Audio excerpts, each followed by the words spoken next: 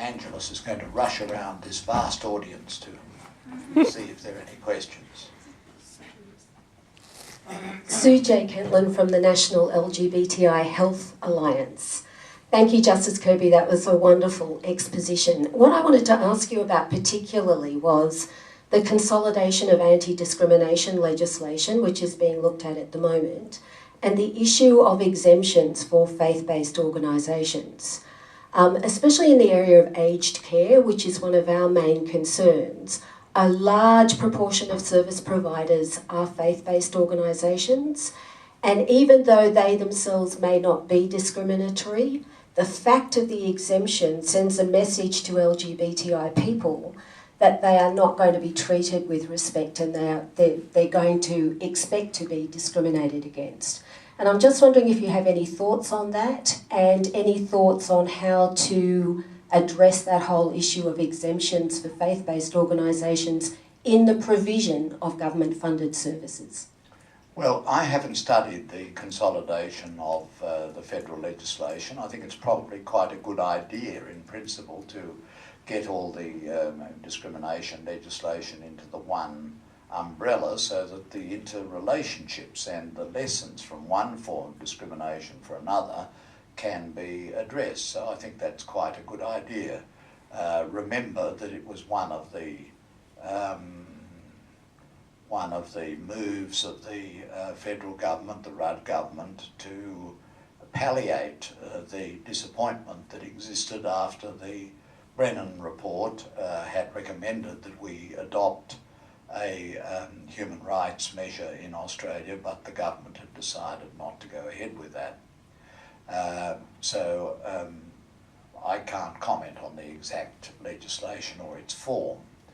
On the general question of faith-based organisations and sexuality, I think it's necessary to somehow resolve the potential conflict between sexual orientation views and religious views.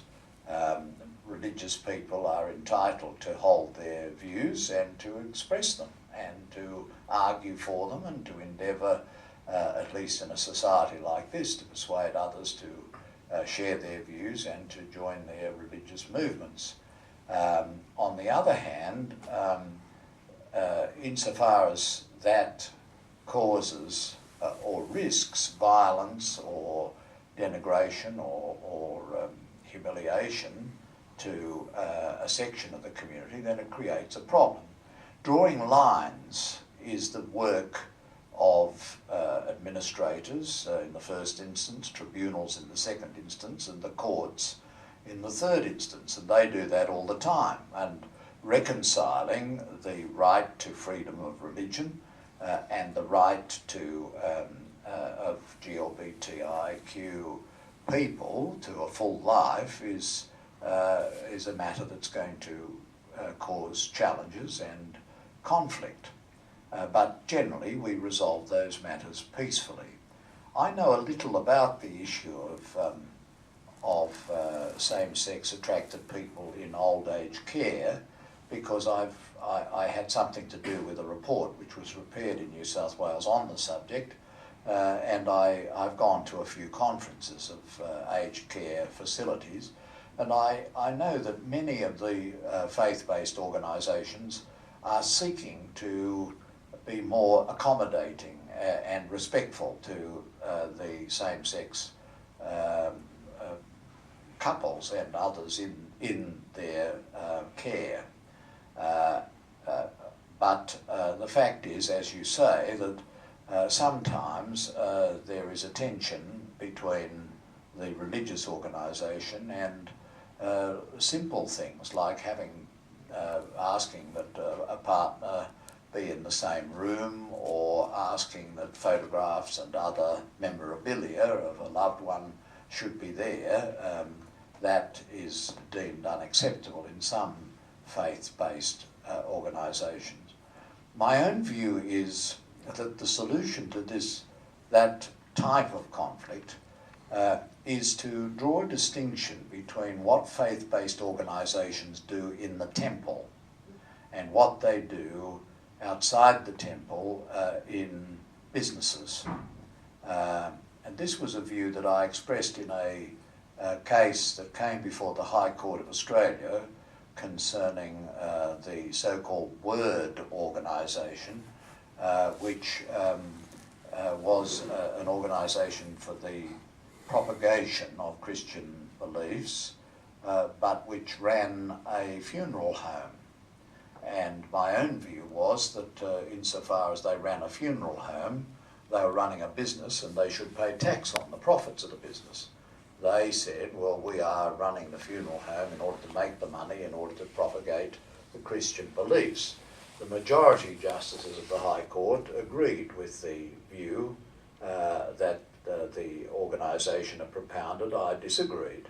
And you can look at that on the web if you want to, because it's a reported decision of the High Court of Australia.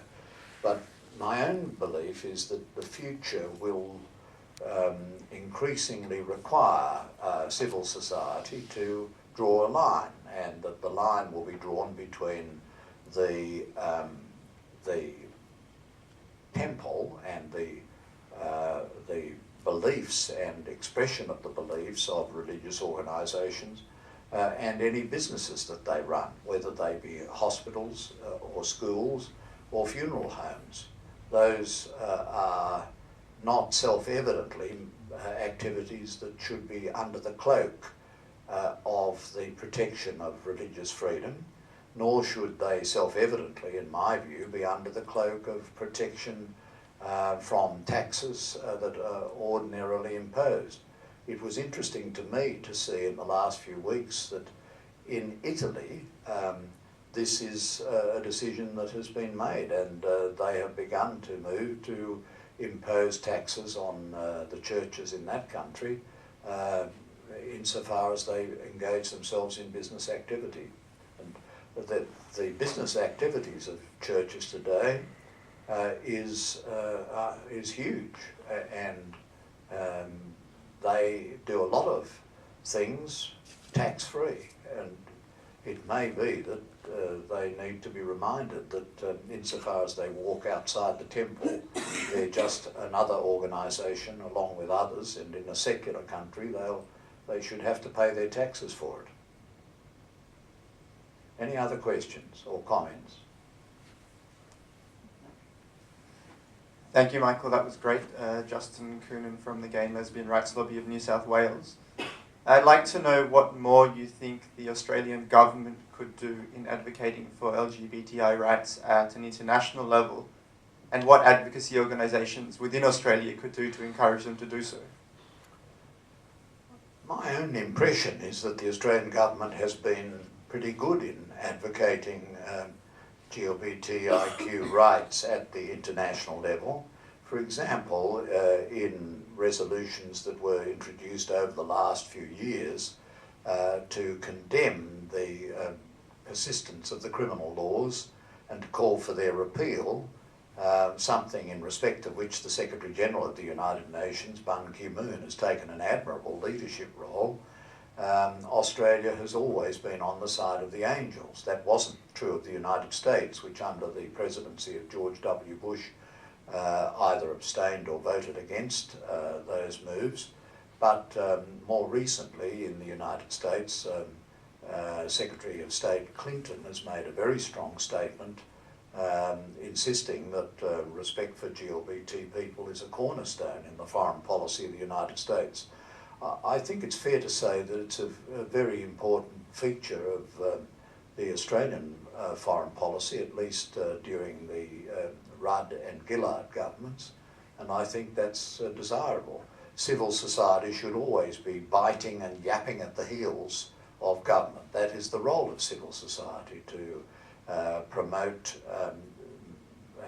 attitudes and actions which it believes in, and that should be something that is done repeatedly to the prime ministers, foreign ministers and other ministers. And when we know who is the new foreign minister, it would be a good thing if you wrote to the new foreign minister and urged them to adopt a policy similar to that pronounced by Secretary of State Clinton for the Obama administration in the United States, because the same issues will be on the international agenda, and they will require stalwart support by Australia. And I would think civil society should draw that view to the notice of government and of the opposition. I might mention that when I was serving on the Eminent Persons Group, I took every pain to brief the opposition. I saw Tony Abbott and Julie Bishop, and also Bob Brown for the Greens. And on that matter, there wasn't a great deal of difference between the attitude of the political parties in Australia, and they supported the recommendations of the Eminent Persons Group. Any other comments or criticisms or suggestions?